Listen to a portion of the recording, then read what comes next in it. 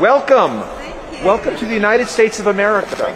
We respect what you have had to deal with these last few years. We respect the long tradition of your people and hii ni video ambayo inawaonesha wakimbizi wakitokea nchini Afrika Kusini. Hawa ni wazungu ambao wamekuwa wakiishi Afrika Kusini kwa miaka mingi sana, wakiwa wametua nchini Marekani kwenye uwanja wa ndege wa Dallas. Na wakimbizi hao bana, kinachotajwa zaidi ni kwamba serikali ya Afrika Kusini imekuwa ikituhumiwa na wazungu ambao wanaishi nchini Afrika Kusini kwamba imekuwa ni serikali ya kibaguzi na wamekuwa kibaguliwa sana katika uongozi huu. Hivyo rais wa Marekani Donald Trump aliagiza kwamba wazungu hao waweze kupatiwa msaada chini ya programu yake ya wabaguzi, kusaidia wabaguzi ambayo amekuwa akiendesha kwa muda mrefu sana. Sasa hii ni video ambayo inaonyesha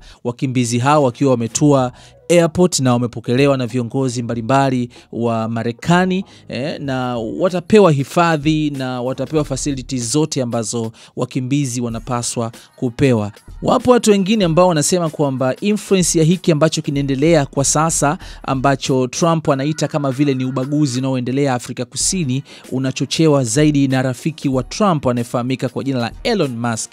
Bilionea huyu, unajua Elon Musk ni mshauri mkubwa sana wa Donald Trump, lakini pia huyu jamaa ni Mwafrika Kusini pia, lakini pia ni Marekani, ana uraia pacha. Kwa hiyo inatajwa kwamba Elon Musk amekuwa ana misinformation sana kuhusiana na maisha ya wazungu nchini Afrika Kusini, na swala la ubaguzi ambalo wazungu mbalimbali wamekuwa wakisema wanafanywa nchini Afrika Kusini sio tuhuma za kweli, ni tuhuma za kupikwa.